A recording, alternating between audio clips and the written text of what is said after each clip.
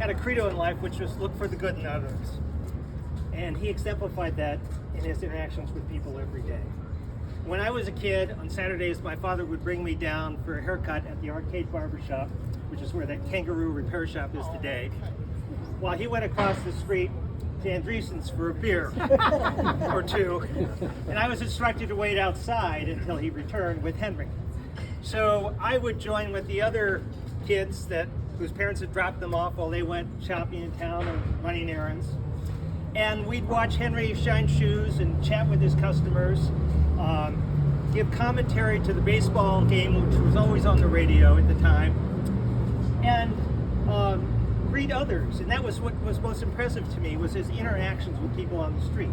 People driving by would honk the horn and yell his name out. People walking by would stop and chat.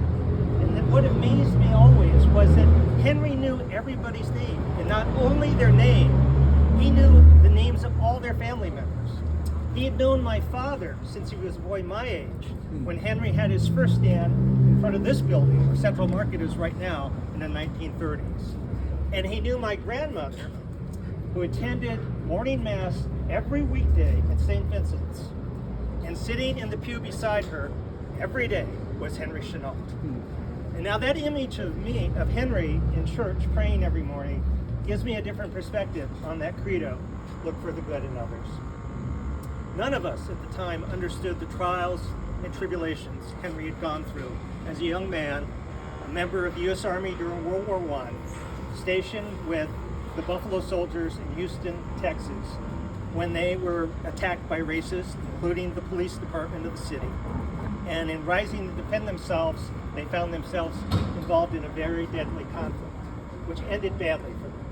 They were all, 110 of them were court-martialed, and a number of them were sentenced to death, including Henry Chenault. Thanks to the NAACP, Henry's sentence was commuted to life in prison. And that was signed by President Woodrow Wilson under pressure. He spent 13 years in Leavenworth before he was released, at which time he came to Petaluma and started a new life, not disclosing any of that past to anyone.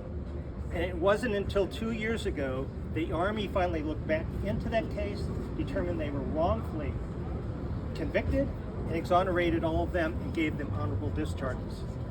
But during his life here in Petaluma, Henry had to live with that secret, the burden of that, himself. And I'm sure that wasn't easy. Petaluma, as you heard from Bill, had its own restrictions. Henry, from the 1930s to the 1960s, was the sole black homeowner in Petaluma due to racial deed covenants in place at the time. And yet, he and his wife Bessie still stepped forward and became founding members of the Sonoma chapter of the NAACP, and Henry was not afraid to speak out during the civil rights era of the 1950s and 1960s at that time. So now knowing this background for me gives me a different reflection on adopting so wholeheartedly a credo like look for the good in others. It strikes me that someone who commits so strongly to that is someone who has only seen the worst in others, which was the case for Henry. But thanks to his faith, he chose to rise above that and not be defeated by it. It also tells me that more than just being a really, really nice guy, Henry is a reminder that every day among us, silent, undisclosed saints are walking the streets. Thank you.